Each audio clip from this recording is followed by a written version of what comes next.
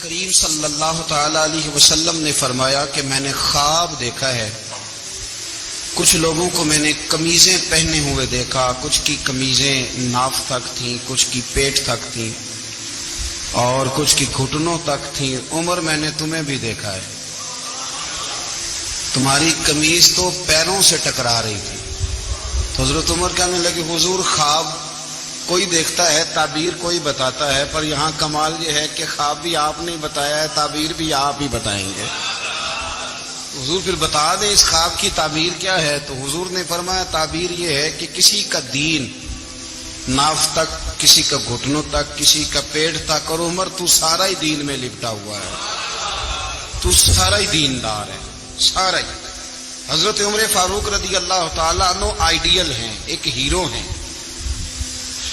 ان کی زندگی کے درجنوں پہلو ہیں، ہر سال ہم ایک پہلو بیان کر دیتے ہیں، کبھی عدل و انصاف پہ بات کر لیتے ہیں، کبھی نظام حکومت پر۔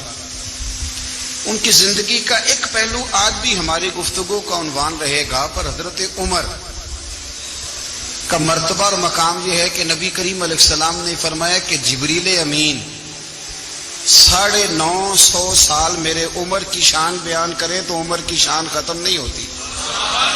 950 سال اگر حضرت جبریل بھی بیان کریں تو یہ مقام ہے سیدنا فاروق اعظم کا۔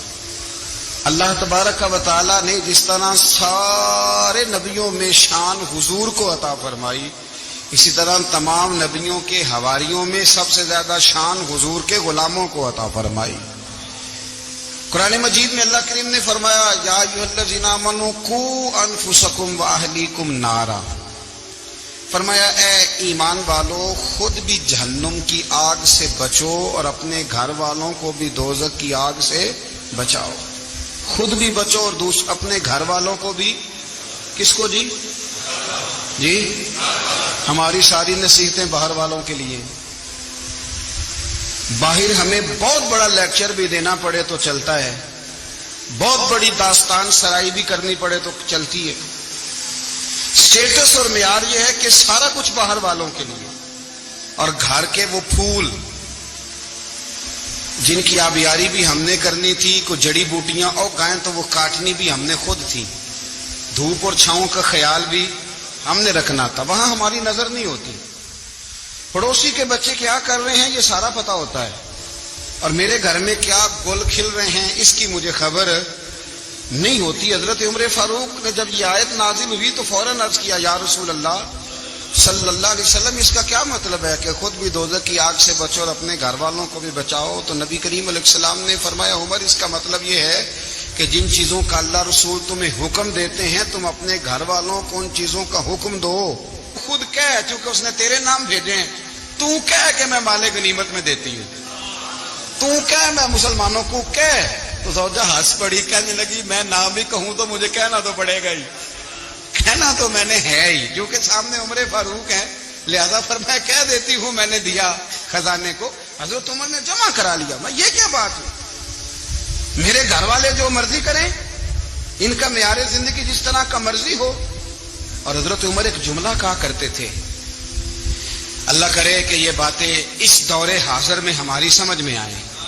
حضرت عمر فاروق رضی اللہ تعالیٰ عنہ اپنے بچوں کو فرمایا کرتے تھے کہ بہت آدمی کو بھوک لگی ہو نا، اور پھر اس کی پسند کا کھانا پکا ہو، جتنے شوق سے وہ اس کھانے کو دیکھتا ہے نا، فرمایا اس طرح پوری قوم اپنے بادشاہوں کے خاندان کو دیکھتی ہے، اس تیزی کے ساتھ دیکھتے ہیں کہ ان کے گھر میں کیا ہو رہا ہے، ان کا معیار زندگی کیا ہے، ان کا سٹیٹس کیا ہے۔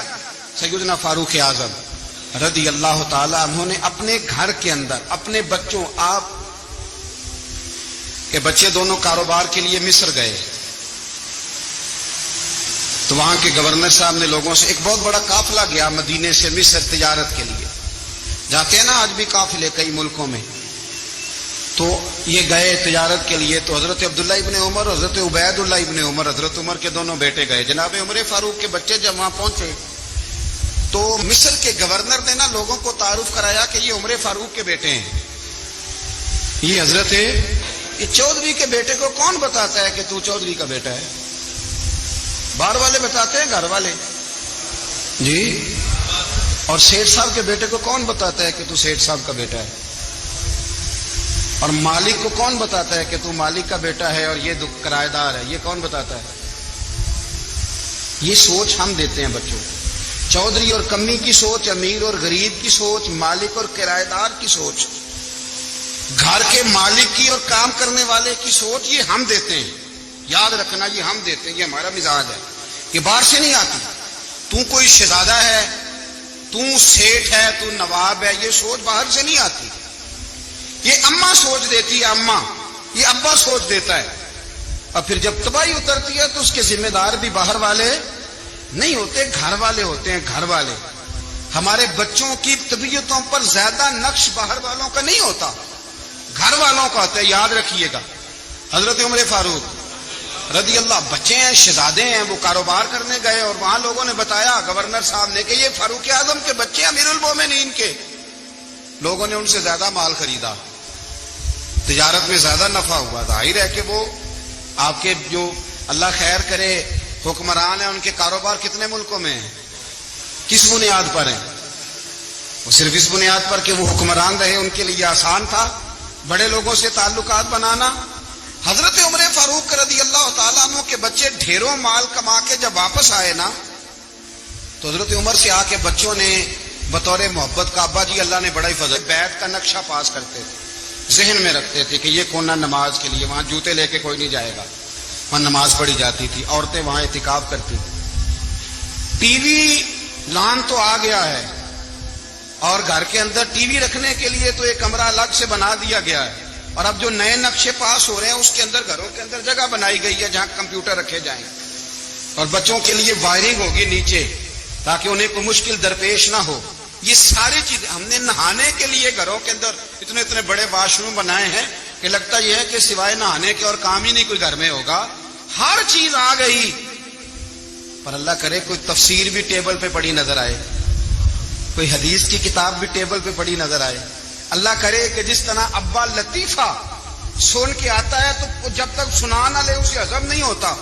अल्लाह करे कि वो जुमे में बयान सुन के जाए तो उसका भी दिल करे मैं अपने बच्चों को सुनाऊं। वो नबी पाक की कोई हदीस कहीं से सुने तो घर जाके सुनाए। जब तक ये मियार नहीं बनता, आप कैसे तवक्को करते हैं कि घर के अंदर अल्लाह की रहमतें नाजिल होंगी? आप ये कैसे तवक्को करते हैं कि घर के अंदर वो मियार और वो मिजाज बनेगा? हजरत उमर फारूक ने जाती जिंदगी पर जो तवज्जो दी, घर वालों के मियार पर जो तवज्जो दी हजरत उमर फारूक रजी अल्लाह तआला अन्हु ने, वो भी बड़ी दीदनी है। हजरत अबू मूसा अशअरी को ना आपने वजीर खजाना बनाया, वजीर खजाना।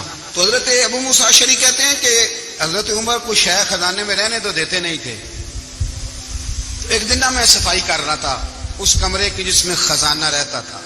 हमारे तो मुल्क में जो जाता है वो सफाई करके ही जाता है, अल्लाह खैर करे। और खैर मियार बदलता है, जो पिछली हुकूमत होती है वो कर्जा उठाती है, वो बाहर से जाती है तो कर्जा लेके आती है, और जो नहीं आती है वो कहती है हमें पैकेज मिल गया है। वो कर्जा नहीं उठाते, उनको क्या मिलता है? यानी पिछली ने कर्जा लिया था और हमने, वाह जी वाह क्या खूबसूरत अंदाज है, उसका नाम बदल के ना उन्होंने कर्जा लिया था और हमने, मैं कहा बड़े शानदार सियाने बंदे हो गए। और अल्लाह ताला खैर फरमाए, हमारे जो बड़े शानदार किस्म के दोस्त है ना, शानदार, जिनका अदब से नाम लेते हैं, वो अरब के बादशाह। हम तो अरब खाली कहते भी नहीं, अरब शरीफ कहते हैं, अरब शरीफ। उन्होंने पता क्या किया है?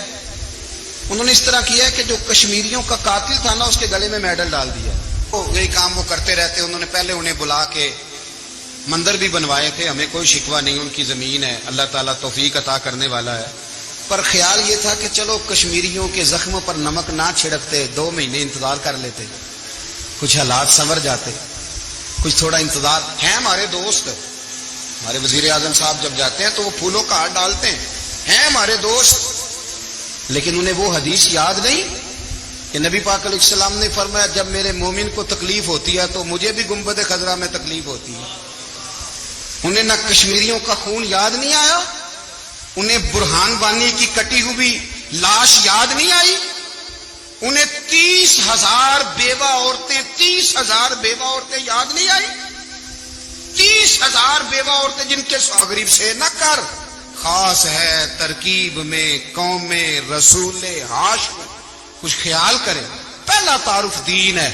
اگر دین نہیں تو پھر کسی وطن کی کوئی ضرورت. اس لیے کہ پاکستان کا تصور اقبال نے پیش کیا نا, تو اقبال کہنے لگے ان تازہ خداؤں میں بڑا سب سے وطن ہے جس کو تم بت بنا کے پوجتے ہو. ہمارا وطن تو ہمیں جان سے زیادہ پیارا ہے, پر پہلے پاکستان نہیں, پہلے اسلام. پہلے اسلام تیرا دیش ہے, تو مصطفی ہے. تو آمدام برسر مطلب حضرت عمر فاروق رضی اللہ تعالی عنہ. حضرت سیدنا ابو موسیٰ اشعری کہتے ہیں کہ میں نے نا صفائی کی, مال غنیمت کی میں نے صفائی کی, تو 1 دینار مجھے نا کہیں پڑا ہوا مل گیا. تو فرماتے ہمیں اجازت ہوتی تھی کہ 1 دینار ہم اپنی مرضی سے کہیں خرچ کر. تو حضرت عمر کے بیٹا گزر رہا تھا, تو حضرت ابو موسیٰ اشعری کہتے ہیں میں نے صفائی کی تو 1 دینار نکلا, تو میں نے وہ 1 دینار نا حضرت عمر کے بیٹے کو دے دیا. میں نے کہا لو بیٹا اپنے چچا کی طرف سے تحفہ. تو گھر جا کے انہوں نے حضرت عمر کو بتایا کہ چچا نے پیسے دیے ہیں. چھوٹے بچے تھے. حضرت عمر نے حضرت ابو موسیٰ اشعری کو بلا لیا اور بلا کے فرمانے لگے میں تو تمہیں اپنا دوست جانتا تھا اور تو نے میری اولاد کو ہی دنیا دار بنانا شروع کر دیا. میرے بچوں کو ہی تم نے دنیا دار پیسوں پہ لگانا شروع کر دیا. میں تو تمہیں یار سمجھتا تھا. فرمایا تمہیں چاہیے تھا میرے بیٹے کو نصیحت کرتے کہ بیٹا پیسوں سے رب راضی نہیں ہوتا, اس کی رضا والے کام کیے جائیں تو رب راضی ہوتا ہے. اور فرمایا تمہیں کوئی اور گھر نہیں ملا تھا تباہ کرنے کے لیے, میرا ہی گھر ملا تھا. اٹھاؤ اپنا دینار اور خبردار آج کے بعد میرے بچوں کے ساتھ یہ والی نیکی نہ کرنا. اور ہمارا کیا سٹیٹس ہے, دوستی ہے اس سے جو تحفے زیادہ دے, جو بچوں کو خراب کرنے میں مدد زیادہ کرے, اس کے ساتھ گرانا. حضرت عمر نے گھر پہ اور سب سے بڑھ کر اپنی ذات پہ توجہ کی. حضرت ابو مالک رضی اللہ تعالیٰ عنہ کہتے ہیں میں عمر کے پیچھے پیچھے ایک باغ میں گیا, اکثر اس باغ میں جایا کرتے تھے. اور عمر جا کے نا تو درخت کے نیچے بیٹھ گئے اور فرمانے لگے وہ امیر المومنین اللہ سے ڈر جا, ورنہ جس رب نے حکومت دی ہے وہ عذاب بھی بڑا دے گا. ڈر جا رب سے. کبھی ساری زندگی حضرت عمر نے اپنا کوئی تعارف نہیں کرایا, کبھی نہیں. ایک بندے نے آپ کے سامنے تعریف کر دی آپ کی, تو فرمانے لگے تو خود بھی ہلاک ہوا اور مجھے بھی ہلاک کر دیا. کیا ضرورت پڑی ہے میری تعریفیں کرنے کی, اتنی دیر میری تعریف میں لگائی. اللہ کا ذکر کرتا رب تجھے ثواب دیتا, حضور پہ درود پڑتا تو رب تیرے اوپر رحمتیں نازل کرتا. کس چکر میں ہے؟ آج جتنا اچھی کوئی خوشامد کرے اتنی اچھی وزارت ملتی ہے, جتنی اچھی اس کو جو ہے وہ چاپلوسی کرنی آیا درجہ بھی اسے اتنا ہی اچھا ملتا ہے. حضرت عمر فاروق رضی اللہ تعالیٰ عنہ آپ کے بیٹے کہتے ہیں, صاحب فتوح الشام نے لکھا ہے, آپ کے صاحبزادے کہتے ہیں میں نکلا تو میرے ابا جی نا اپنی پشت پر مشکیزہ رکھ کے کنویں سے پانی بھر کے آ رہے. میں دوڑ کے آگے گیا, میں نے کہا ابا جی مجھے دے دے. فرمانے لگے بیٹا تیرا کیا خیال ہے, کوئی اور نہیں تھا مشکیزہ بھر کے لانے کے لیے, تیرا کیا خیال ہے؟ کہا ابا جی بڑے لوگ تھے پر آپ کیوں اٹھا رہے ہیں؟ فرمانے لگے نفس وہ عمر ہوں جس نے اپنے گناہوں کا حساب دینا ہے. کیا بتاتا جو سعد بن ابی وقاص کو جہاد پہ بھیج کے خود بزدلوں کی طرح گھر میں بیٹھا ہے, کیا بتاتا؟ کوئی حیثیت نہیں, کوئی تعارف. تو نے اچھا کیا, تو مجاہد تھا, مجھے ساتھ ساتھ دوڑایا, تو نے اچھا کیا. جتنے لوگ تھے چیخے مار کے رونے لگے.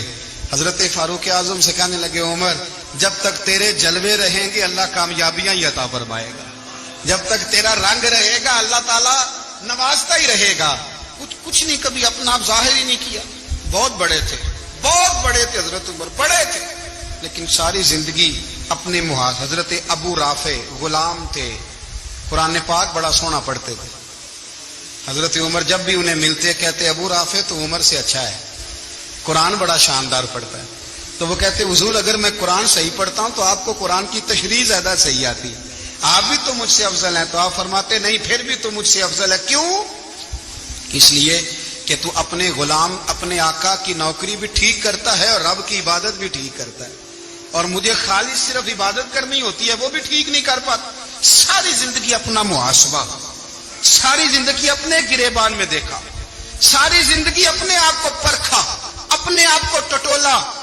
62 سال عمر بیت گئی. حضرت حذیفہ بن یمان ایک صحابی تھے, میرے نبی کریم علیہ السلام نا ان سے راز کی باتیں کرتے تھے. ہر بندے کا ہاضمہ ٹھیک نہیں ہوتا, سب سے راز کی بات نہیں کرنی چاہیے. حضرت حذیفہ بن یمان کہتے ہیں حضور راز کی باتیں بتاتے ہیں. مدینہ منورہ میں جو منافقین تھے ان کی لسٹ بھی نبی پاک نے حضرت حذیفہ بن یمان کو دی تھی. جب کوئی مشکوک آدمی مر جاتا نا تو صحابہ کہتے ہیں ہم دیکھتے اگر حضرت حذیفہ نے جنازہ پڑھا تو ہم بھی جنازہ پڑھ لیتے. نبی پاک نے بھی کچھ جنازے نہیں پڑھے. ترمذی میں ہے فرمایا عثمان سے جو بغض رکھے اس کا جنازہ نہیں پڑھیں گے. حضرت حذیفہ بن یمان اگر جنازہ پڑھتے تو لوگ پڑھتے, وہ نہ پڑھتے تو لوگ جنازہ نہ پڑھتے. حضرت حذیفہ بن یمان کہتے ہیں جناب عمر فاروق کی خلافت کے آخری ایام تھے, کچھ دنوں کے بعد وہ شہید ہو گئے. فرماتے آدھی رات کا وقت تھا, میں گھر میں سویا تھا بڑا بے فکر, اچانک میرے دروازے پہ دستک ہوئی, میں گھبرا کے اٹھا, اتنی رات کو کون آیا؟ کہتے ہیں قربان جاؤں, دروازے پہ گیا تو امیر المومنین فاروق اعظم دروازے پہ. میں نے کہا عمر کوئی حکم تھا تو مجھے بلا لیتے. کہنے لگے میں نا امیر بن کے نہیں آیا, تیرا ویر بن کے آیا ہوں. امیر المومنین کی حیثیت سے سرکاری کام سے بلاتا تو وہاں بلاتا, مجھے ایک ذاتی کام پڑ گیا. کہتے میں نے عمر کو گھر کی اندر بلا کے چارپائی پہ بٹھایا. میں نے کہا حضور میں غریب آدمی, میں کیا آپ کے کام آ سکتا ہوں؟ تو کہتے ہیں انہوں نے نا مجھے ساتھ بٹھا لیا, پھر میرا ہاتھ پکڑ لیا. کہنے لگے تو عمر کو جانتا ہے؟ عمر جھوٹ نہیں بولتا. تو جانتا ہے؟ عمر وعدوں کا پکا ہے. کہا حضور جانتا ہوں. کہا میں اس وقت آیا ہوں جب دیکھ بھی کوئی نہیں رہا. حضرت حذیفہ بن یمان کہتے ہیں پریشان ہو گیا, حضور پہلیاں نہ بجھوائے, مہربانی کر بتائیں کدھر آئے ہیں. مر کے اپنی ہی ادا